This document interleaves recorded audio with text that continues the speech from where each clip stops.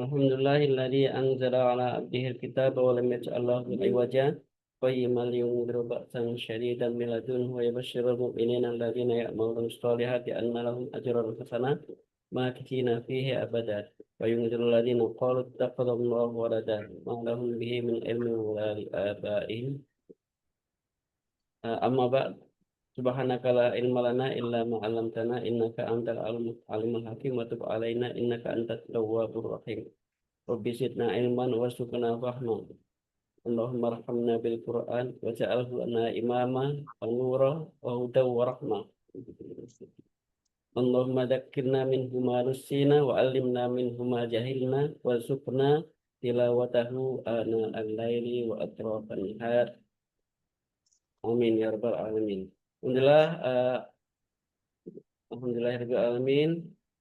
Alhamdulillah, ibu-ibu semua, kakak-kakak, pada malam ini kita berjumpa lagi di Halaqah Quran, Halaqah Tahfiz Quran, sesi ke-14 kalau tidak salah ya. Semoga kita Allah terus beri istiqomahan ya di dalam Al-Quran ini. Tadi saya tulis Al-Quranlah sebanyak engkau butuh, Allah memudahkan hidupmu gitu ya.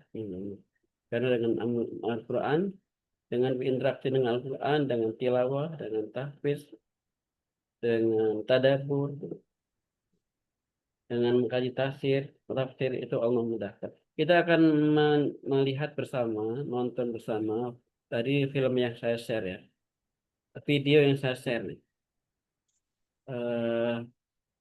Sebelumnya ini background saya ini adalah gambar Soundolken Resort ya, tempat yang nanti akan menjadi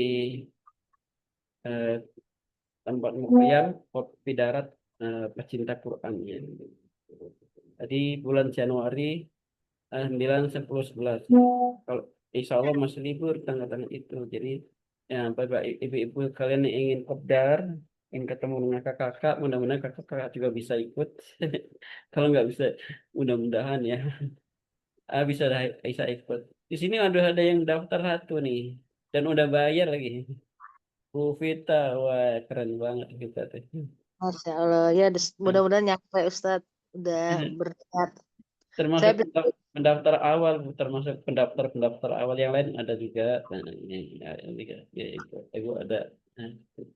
Di luar dugaan ternyata ibu kita bersemangat. Alhamdulillah. Amin. Saya ingin menyetel video yang tadi. Kita simak sama-sama ya. Ustadz. Dari awal. فاسألوا أهل الذكر إن كنتم لا تعلمون.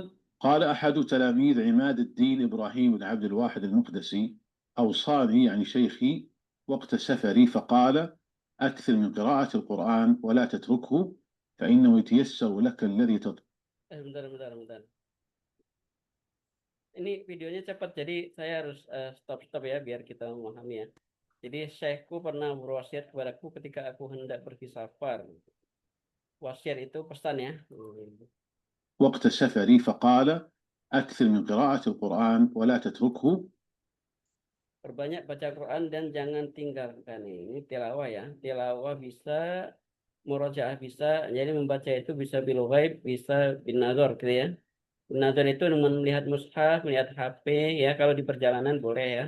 Kalau di rumah jangan pakai HP. Kalau di jalan, kendaraan, kereta boleh pakai HP. Daripada lupa ya.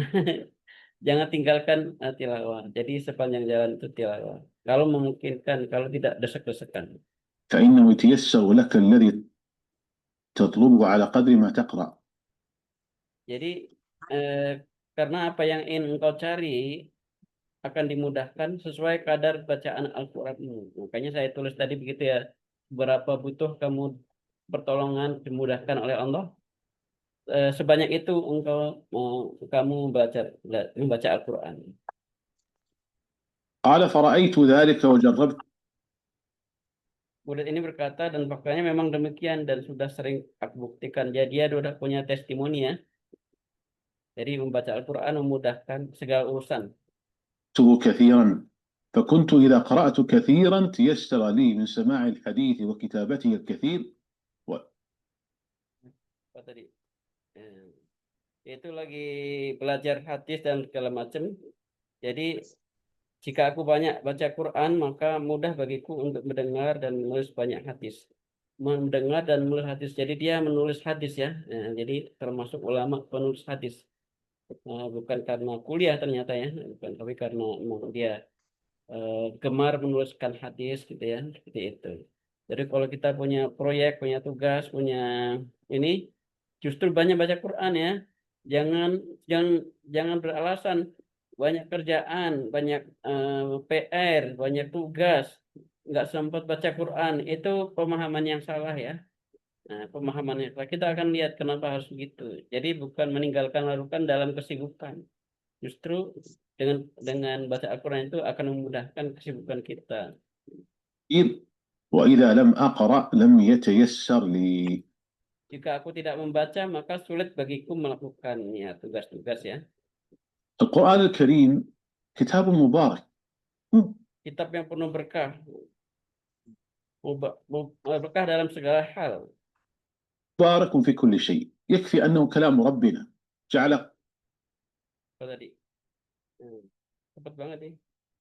كلام ربنا Cukuplah bahwa Al-Quran itu adalah perkataan Tuhan kita. جعله آية نبيه. Allah menjadikannya sebagai mukjizat bagi Nabi Muhammad. Ayat itu mukjizat ya. محمد صلى الله عليه وسلم مبارك في تلاوته. Dalam membacanya ada keberkahan. مبارك في حفظه. Dalam menghafal ada keberkahan. Nanti mana tadi? Dalam menghafal baik murojaah, ziyadah ya, atau halakoh seperti ini ada keberkahan gitu ya. مبارك في العمل به. مبارك. Keberkahan dalam mengamalkan ya. Jadi Al-Quran harus sampai diamalkan, bukan hanya dibaca, dihafalkan, terus stop berhenti, tapi harus sampai diamalkan. Dan ini ada keberkahan yang besar dalam pengamalan Al-Quran.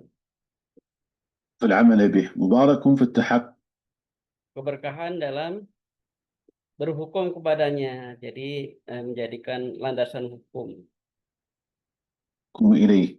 مبارك في الاستشفاء به. Keberkahan dalam istisqa, mencari kesembuhan. Ini yang sering ditinggalkan, sering tidak tahu orang bahwa istisqa dengan Al-Quran itu jarang yang melakukan gitu. Ada nggak terlalu dipentingkan. Padahal ini Al-Quran itu adalah syifa ya, obatnya, penyembuh, bukan hanya obat tapi penyembuh ya. Kita harus yakini itu bahwa Al-Quran itu penyembuh gitu. Kita lakukan saja ketika sakit. Langkah pertama adalah membaca Al-Quran, surat Al-Fatihah misalnya gitu ya, ayat kursi dan lain sebagainya gitu ya. Surat apa aja, terutama Al-Fatihah, ayat kursi, dan Al-Baqarah, dua ayat terakhir ya, boleh dibaca. Lillahi ma fis samawati wal ardi, ya itu ya. Itu ayat-ayat untuk kesembuhan gitu ya. Adapun kenyataannya nih kok nggak sembuh ya. Kita sudah mendapatkan pahala banyak dengan niat dengan membaca seperti itu. Insya Allah pada waktunya aku sembuh. Yakin aja gitu. Seyakin kita minum obat gitu. Kita minum obat akan sembuh. Maka baca Al-Quran itu harus sama ya, atau lebih bahkan keyakinan kita dengan minum obat. مبارك في كل شيء. Berkah dalam segala sesuatu. يجد الإنسان أثر بركته. Tiap orang akan merasakan efek dari keberkahannya. عليه في وقته وفي حياته وفي pada waktunya, kehidupannya dan aktivitasnya. أعماله وفي كل شيء. ولذلك هنا عماد الدين إبراهيم. Ini nama orang ya, Imaduddin Ibrahim المقدسي أوصى أحد تلامذته. Beliau berwasiat, berpesan kepada para muridnya. بهذه الوصية العظيمة بأن dengan wasiah yang agung ya, wasiah yang luar biasa, agar memperbanyak membaca Al-Qur'an ya. Bi ayyukthiru min tilawatil Qur'an. يكثر من تلاوة القرآن، ويقول إنه يتيسر لك الذي تطلبه على قدر ما تقدر. Apa yang ingin engkau cari akan dimudahkan sesuai dengan kadar bacaanmu ya. Jadi kembali tadi, kalaupun kita butuh sesuatu kan menjadi alasan untuk tidak membaca, justru harus semakin semangat membacanya. Membaca itu bisa tilawah, bisa murojaah, bisa ziyadah ya.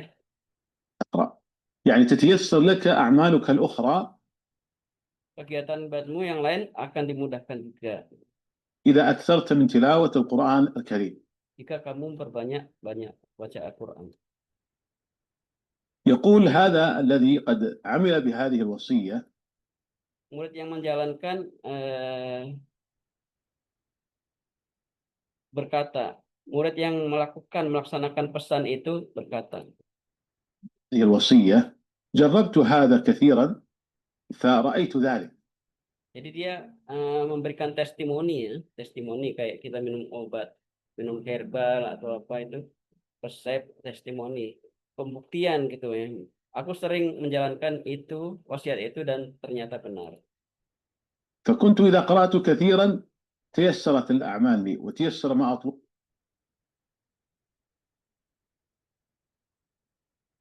Wakuntu idza qara'tu katsiran tayassaratil a'malu li. Jika aku banyak baca Quran, maka kegiatan lain pun menjadi mudah. الأعمال لي وتيسر ما أطلبه وما أريد. Dimudahkan apa yang aku cari dan apa yang aku inginkan, segala hal ya. وإذا لم أقرأ لم يتيسر لي. Sebaliknya, jika tidak membaca atau sedikit membaca, maka tidak menyempatkan membaca, maka semuanya tidak menjadi mudah, gitu. Malah menjadi susah gitu ya. Nah, ini menjadi evaluasi introspeksi kita. Jangan-jangan kalau kita merasa banyak kesulitan, kita kurang tilawah ya, kurang tilawah, kurang hafal, kurang murojaah, kurang tadabbur dan seterusnya. وهذا من آثار بركة القرآن. Dan ini termasuk dari efek keberkahan Al-Quran. Jadi berkah itu melakukan sesuatu yang mudah, tapi dampaknya besar gitu ya. Ini cuma tilawah, tapi dampaknya bisa memudahkan urusan-urusan kita. Karena pertolongan Allah, itulah berkah ya. وهذا أمر يجده المكثرون من تلاوة القرآن. Hal ini dialami oleh orang-orang yang banyak baca Quran. Jadi ini testimoni ya, sudah banyak membuktikan. يجدون لهذه التلاوة أثرا عليهم. Mereka merasakan bacaan Al-Quran ini membawa pengaruh positif pada diri mereka. أثرا على نفسياتهم.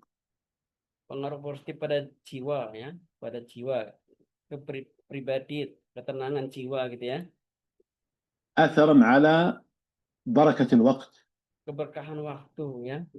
Harusnya pekerjaan misalnya prediksinya ini hanya harus seharian mengerjakan tugas gitu ya. Skripsi gitu ya. Karya tulis atau PR kerjaan dari kantor gitu ya. Ini butuh waktu 8 jam gitu, tapi dengan tilawah Quran, dengan kita baca Al-Quran sebelumnya, maka akan lebih cepat. Itulah keberkahan waktu ya. Bisa lebih cepat daripada yang seharusnya. أثرا على الإنجاز. Berpengaruh pada target pekerjaan ya. Yang kerjaan itu tadinya diperkirakan susah, ternyata dimudahkan gitu ya.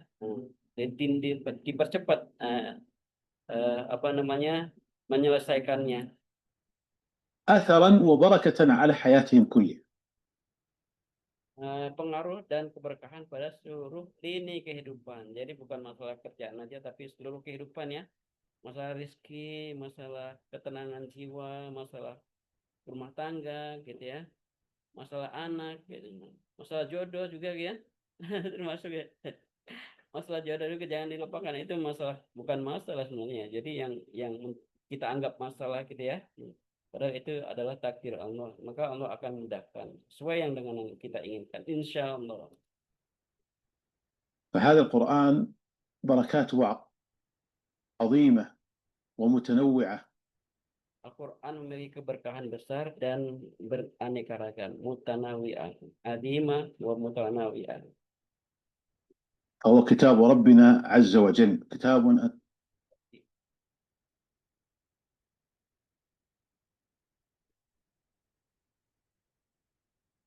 Bahwa kitab Rabbina, karena ia adalah kitab Rabb kita, buku tulisan Tuhan kita gitu ya, surat cinta Tuhan kita buat kita gitu ya.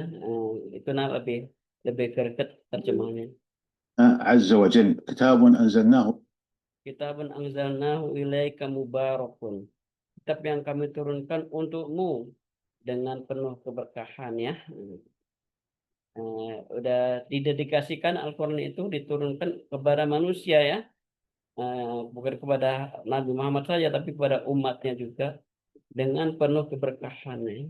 Itu harus kita yakini ya. Diturunkan dengan penuh keberkahan di malam penuh berkah bulan Ramadan, di malam Lailatul Qadar, dibawa oleh malaikat paling mulia Jibril alaihissalam gitu ya. Dan siapa saja yang belajar Al-Quran maka dia menjadi sebaik-baik manusia. Khairukum man ta'alamal Quran wa 'allamahu. إليك مبارك ليدبروا آياته وليتذكر Untuk ditadaburi ayat-ayatnya, untuk ditadaburi ya, dipahami. Jadi interaksi kita kepada Al-Quran itu harus sampai kepada tadabur ya. Makanya jangan malas mengaji ya. Jangan mencukupkan wah udah tilawah aja gitu, menghafal aja belum cukup. Kalau Al-Quran hanya itu, maka Nabi mungkin nggak perlu dibenci sama orang-orang Quraisy, nggak perlu diperangi kalau Al-Quran ini cuma untuk dibaca saja ya. Tapi kalau dipahami dan merubah hidup, itu yang dibenci orang-orang kafir. آياته وليتذكر أولي الألباب. Dan untuk menjadi peringatan bagi orang-orang yang punya akal, ulil albab ya, orang-orang yang punya akal mendapat pelajaran yang sangat banyak dari Al-Quran. Surat ayat 29. وليتذكر أولي الألباب. Oke. Kira-kira itu tausiahnya buat saya sendiri juga nih, buat kita semua ya. Kalau nonton sendiri kan cepet gitu ya, karena dia ngejar durasi supaya tidak terlalu banyak apa namanya supaya sesuai dengan apa namanya kecenderungan orang sekarang yang suka instan ya, instan dopamin, maka dipercepat. Tapi kita harus siasati dengan seperti itu jadi bisa kita pahami.